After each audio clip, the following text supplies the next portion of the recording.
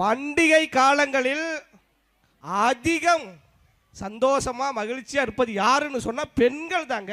எங்க என்னையெல்லாம் பார்த்தா சந்தோஷமா இருக்கிற மாதிரியே தெரியுது.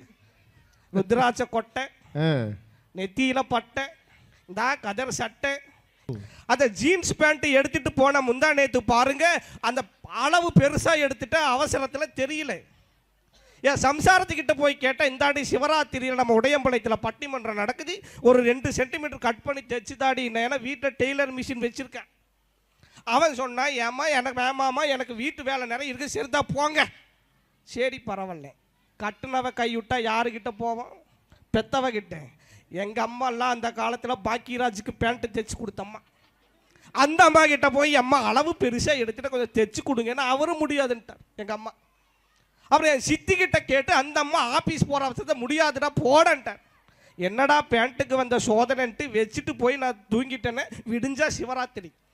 இந்த எல்லா வேலையும் முடிச்சுட்டு என் பொண்டாட்டி என்ன பண்ணா, ஐயோ வீட்டுக்காரர் ஆசையாக கேட்டார், நான் தப்பு பண்ணிட்டேனேன்னு சொல்லிட்டு பேண்ட்டை எடுத்து 2 சென்டிமீட்டர் கட் பண்ணி தைச்சிட்டு போயிட்டான்.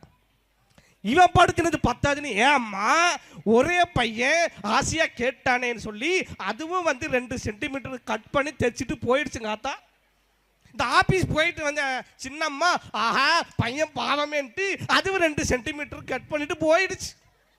நான் நினைக்கிறேன் உடையம்பலத்தில் அப்படியே ஜீன்ஸ் பேண்ட்டை போட்டுட்டு வந்து பேசலாம், தளபதி மாதிரி இருக்குன்னு நினைச்சேன்.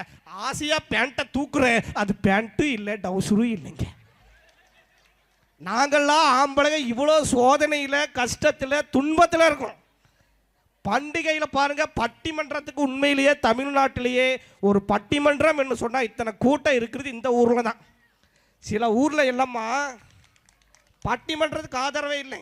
இந்த ஊரில் பாருங்க அழகாக மேடை போட்டிருக்காங்கல்லன்னு.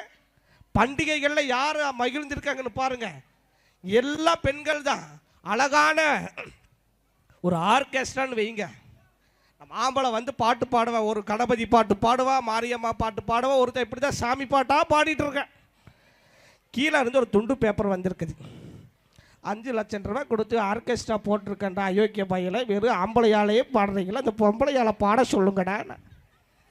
அவன் பாவம் ஒரு பண்டிகையில் கூட சந்தோஷம் இல்லையா, சரி வாமான்னு அந்த அம்மா வந்து பாடக்கூடல.